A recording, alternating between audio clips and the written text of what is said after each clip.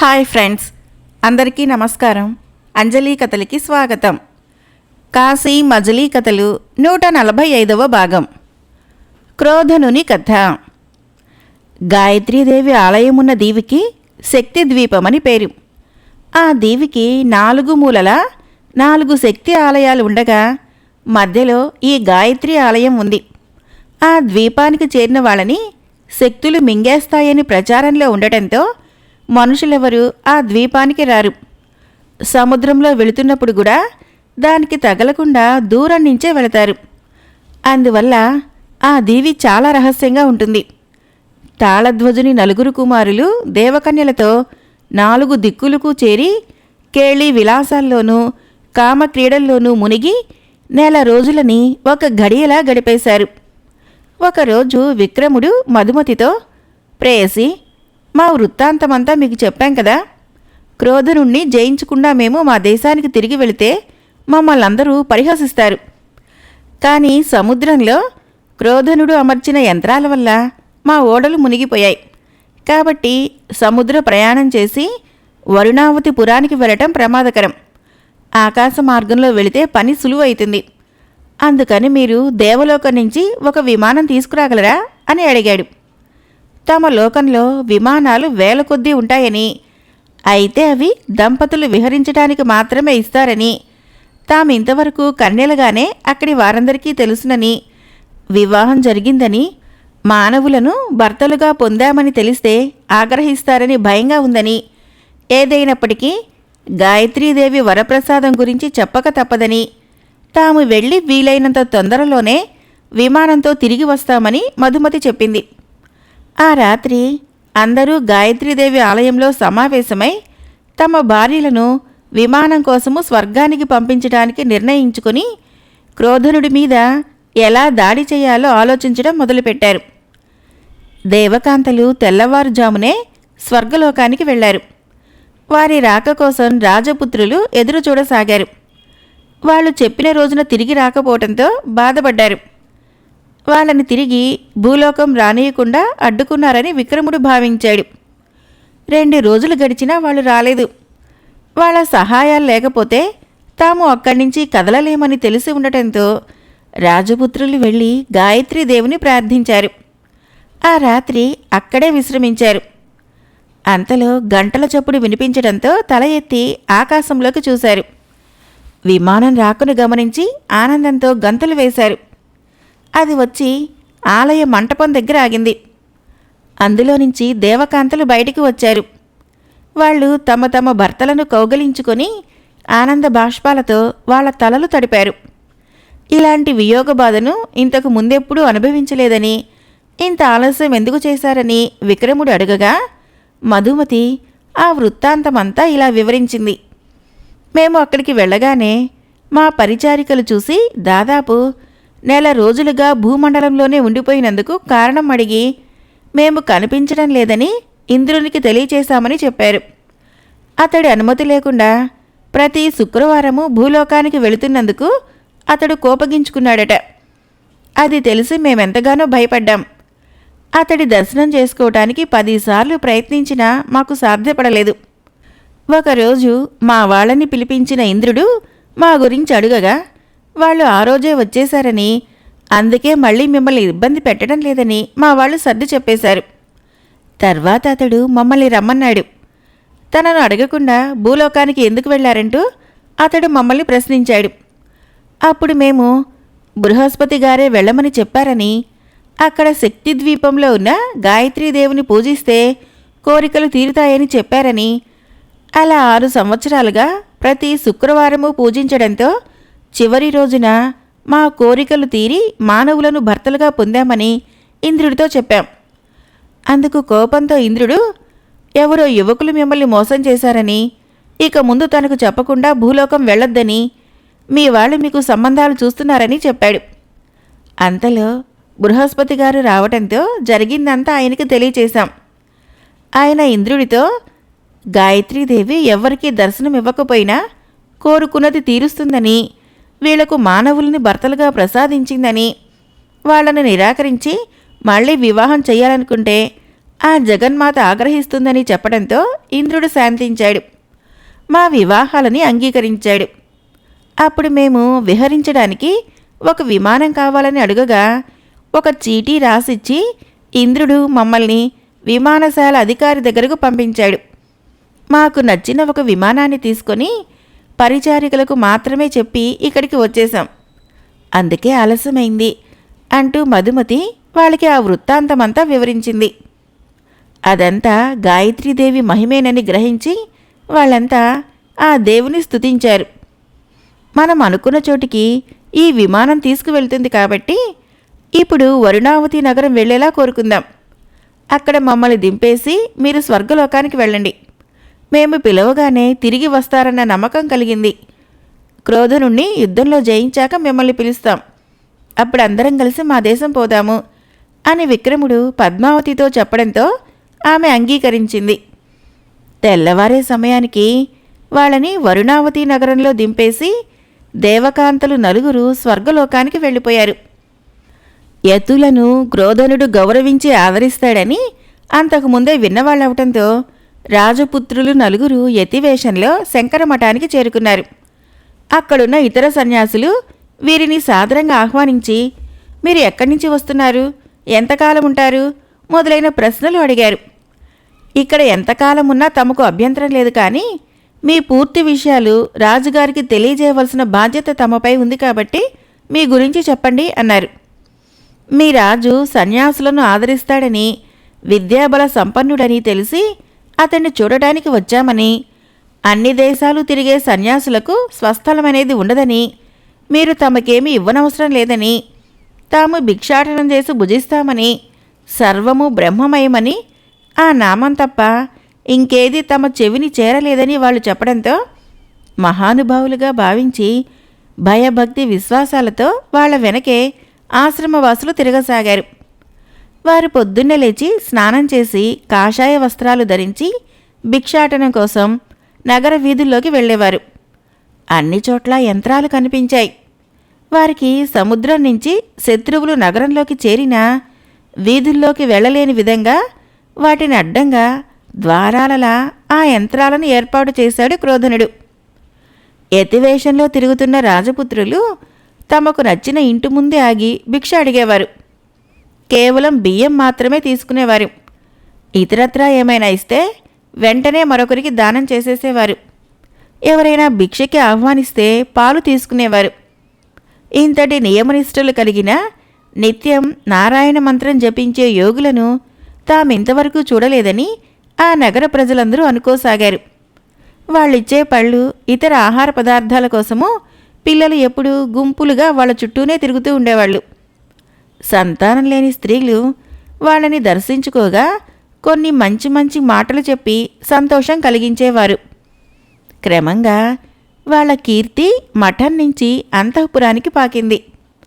ఒకరోజు మఠంలోని సన్యాసులను తన దగ్గరికి పిలిపించుకున్న క్రోధనుడు వాళ్ళ గురించి అడిగి తెలుసుకున్నాడు. ఇంతవరకు మన మఠానికి వచ్చిన యతీశ్వరులందరికన్నా వీళ్ళు మహానుభావులని, ఇంతటి నిష్ఠాగరిష్ఠులను ఇంతకు ముందెప్పుడూ చూడలేదని వాళ్ళు చాలా గొప్పగా చెప్పడంతో క్రోధనుడు ఆనందించి తానే స్వయంగా వారికి భిక్షావందనం చేస్తానని చెప్పాడు. వాళ్ళు ఆశ్రమం విడిచి తొందరలోనే వెళ్ళిపోయేలా ఉన్నారని సన్యాసులు చెప్పడంతో రేపే వచ్చి వాళ్ళని అంతఃపురానికి ఆహ్వానిస్తానని క్రోధనుడు చెప్పాడు. అతడి భార్య తానే స్వయంగా వంట చేసి వాళ్ళకి అర్పిస్తానని చెప్పింది. మరునాడు ఉదయాన్నే క్రోధనుడు స్నానం చేసి పట్టు వస్త్రాలు ధరించి తగిన పరివారంతో నడుచుకుంటూ ఆ మఠానికి వెళ్ళి యతుల వేషంలో ఉన్న రాజపుత్రులకు సాష్టాంగ నమస్కారం చేసి, మహాత్ములారా, మీ గురించి 4 రోజుల క్రితమే తెలిసిన మా ఇంటికి బంధువులు వచ్చి ఉండటంతో మిమ్మల్ని దర్శించటానికి కుదరలేదు. ఈరోజు వాళ్ళు సముద్ర విహారానికి వెళ్ళటంతో తీరిక చేసుకుని ఇక్కడికి వచ్చాను. మీ పాదధూళి సోకితేనే మా ఇల్లు పావనమైతుంది. మీరు మా ఇంటికి భిక్షావందనానికి రండి, మీకోసం ఈ ఏనుగును తీసుకొని వచ్చాను అనటంతో వాళ్ళు ఇలా అన్నారు. మహారాజా, నీ గొప్పదనం వినే ఎంతో దూరం నుంచి నిన్ను చూడటానికి వచ్చాము. నిన్ను చూస్తే మేం విన్నది చాలా తక్కువని అనిపిస్తోంది. సన్యాసులకు భోగాలతో పనిలేదు. ఏనుగును తీసుకుపో. మీ ఇంటికి దారి తెలిసిన పరిజనుణ్ణి ఒక్కడిని ఇక్కడుంచి నువ్వు వెళ్ళు. మాకు ఏదైనా కోరికుంటే అక్కడ కోరుకుంటాము అన్నారు. క్రోధనుడు అంతఃపురానికి వెళ్ళి వంట చేయమని భార్యకు చెప్పాడు.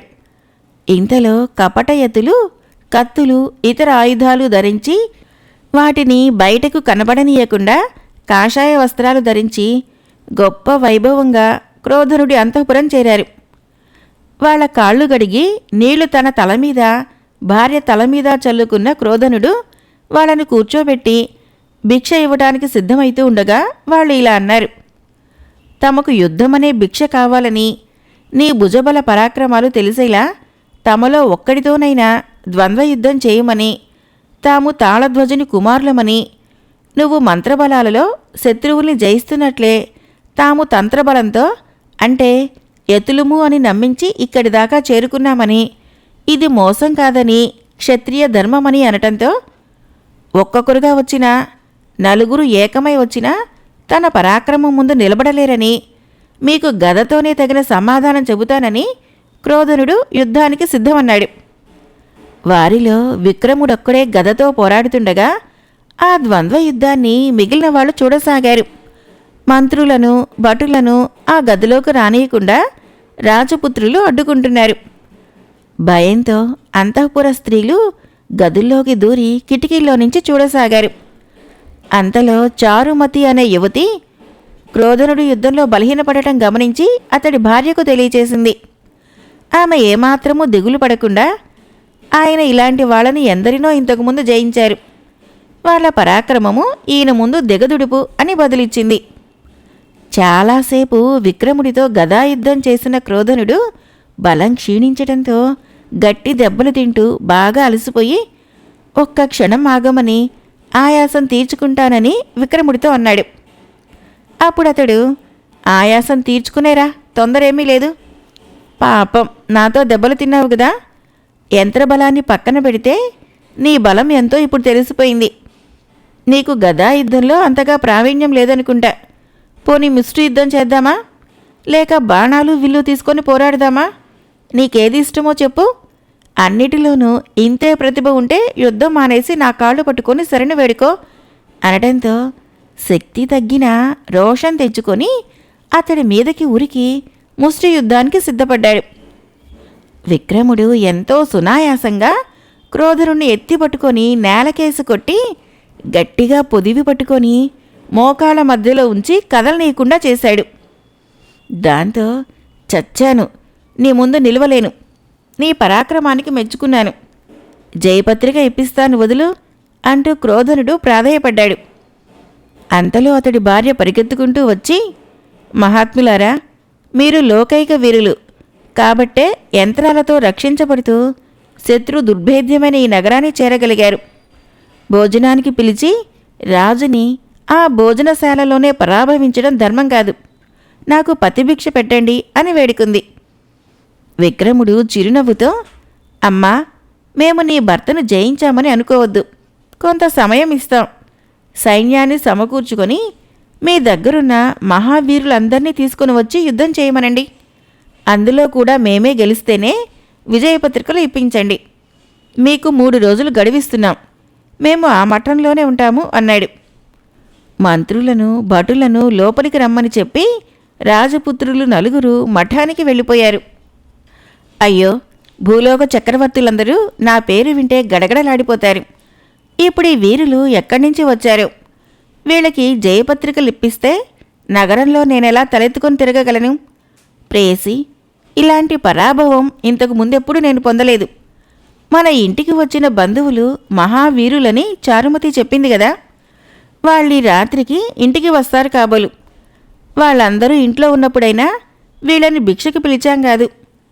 వాళ్ళకి జయపత్రికలిచ్చి పంపనా లేక యుద్ధం చేయనా అని క్రోధనుడు భార్యను అడిగాడు. అందుకామె, నాదా, మీరు వారితో పోరాడలేరు. వారు సామాన్యులు కాదు. మన బంధువులు ఈ రాత్రి ఇంటికి వచ్చాక ఏదో ఒకటి ఆలోచించవచ్చు. చారుమతి, దీనికి నువ్వేమంటావు? నీ పెద్ద తండ్రి పోరు సలపలేకపోతున్నాడని మొదటే నువ్వు గ్రహించావు అనటంతో చారుమతి, అమ్మా, నా భర్త, అతడి సోదరులు ఉత్తర దిక్కంతా జయించిన మహావీరులు. వీళ్ళని జయించగల వాళ్ళెవ్వరూ లేరు. కాబట్టి వాళ్ళు వచ్చాక ఆలోచించి వార్త పంపించడమే మంచిది అంది. క్రోధనుడు ఆ సాయంకాలమంతా మంత్రులతో ఈ విషయం గురించి సమాలోచనలు జరిపాడు. అంతలో సముద్ర విహారానికి వెళ్ళిన అతడి బంధువులు అంతఃపురానికి వచ్చి ఈ విషయాన్ని తెలుసుకుని క్రోధనుణ్ణి ఓదారుస్తూ ఇలా అన్నారు. మామా, మీ సామర్థ్యం తెలుసుకుని ఉంటే ఇంతలా విచారించవు. ఇతరులు మా బంధువును కొడుతుంటే చూస్తూ ఊరుకుంటామా? ఆలస్యం చేయకుండా యుద్ధం ప్రారంభించండి అంటూ క్రోధనుణ్ణి తొందరపెట్టసాగారు. వీరులారా, మీరెంతటి సమర్థులే కావచ్చు గాని అవతలి వాళ్ల సామర్థ్యాన్ని కూడా తెలుసుకోవాలి కదా.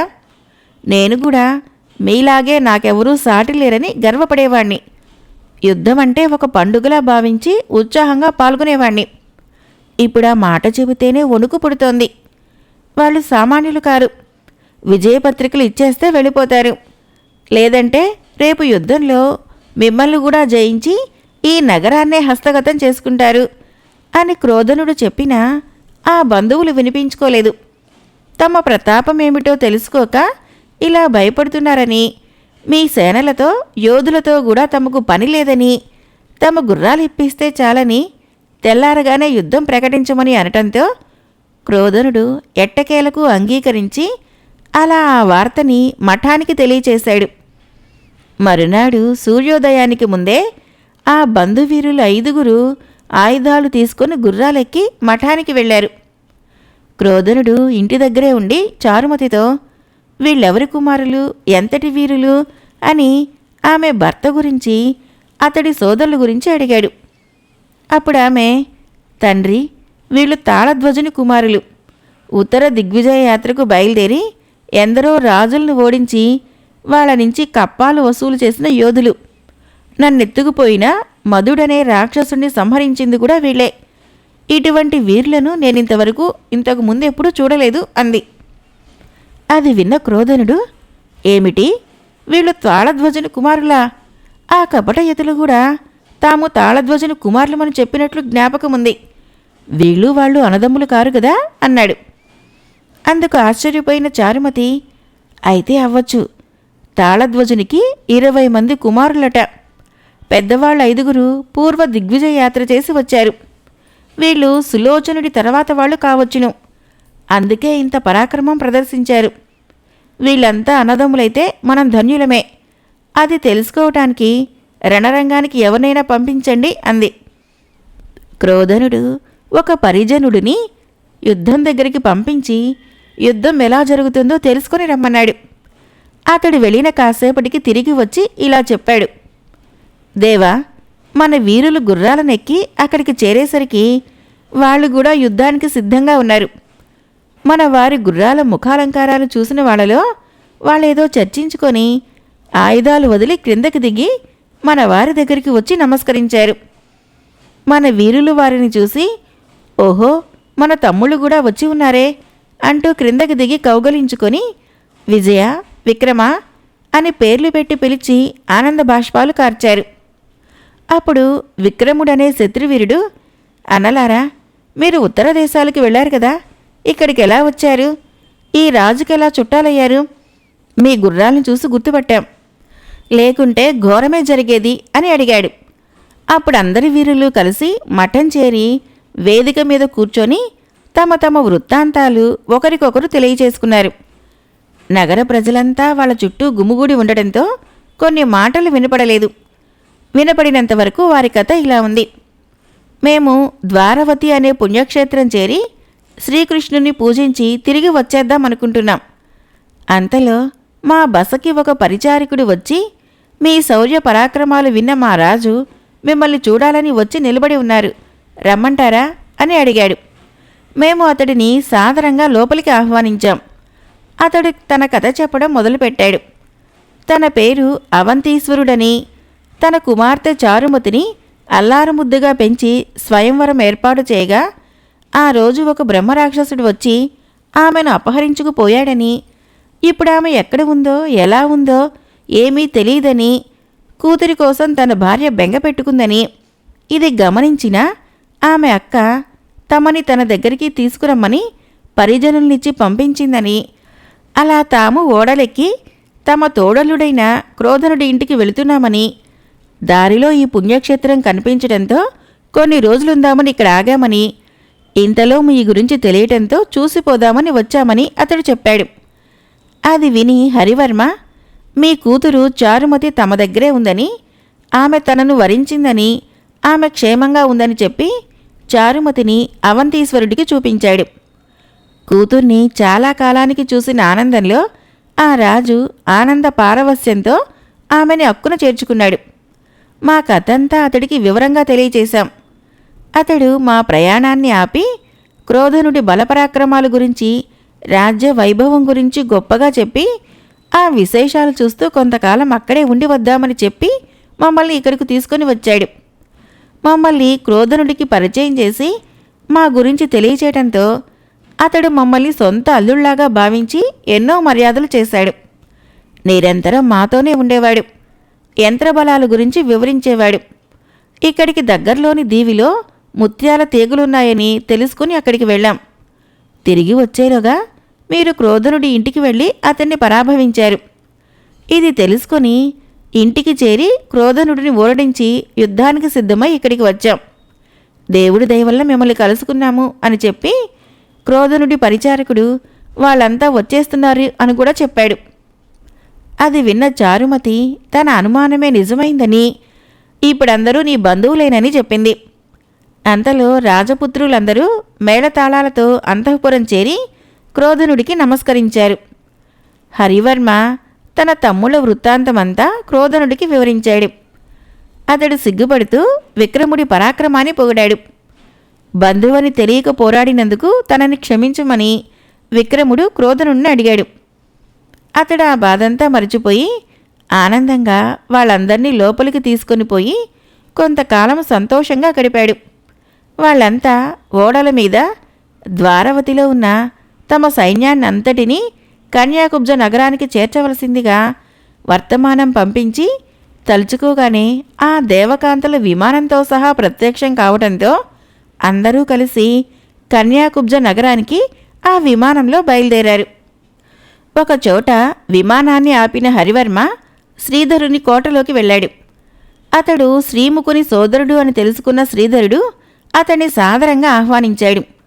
కుశల ప్రశ్నలయ్యాక తాను శ్రీముఖుణ్ణి తీసుకుని వెళ్ళటానికి వచ్చానని హరివర్మ చెప్పాడు. అప్పుడు ఆ రాజు ఇలా చెప్పాడు.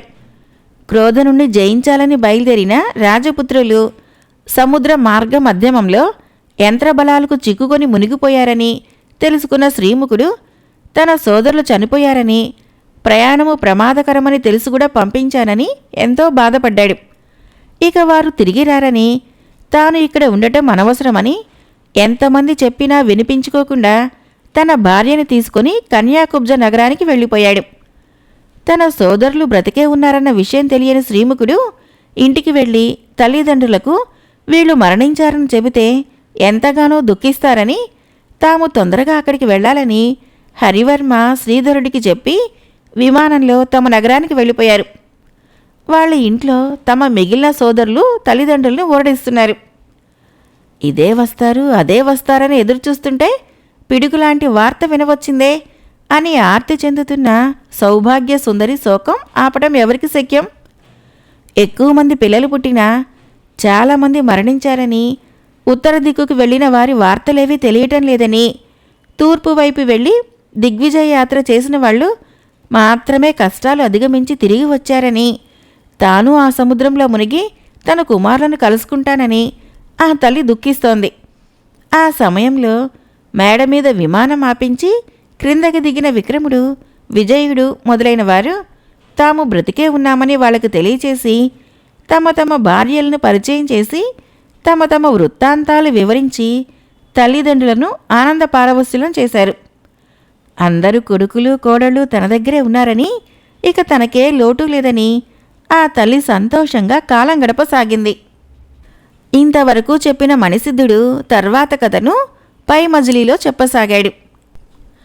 కాశీ మజిలీ కథలు 145వ భాగం సమాప్తం.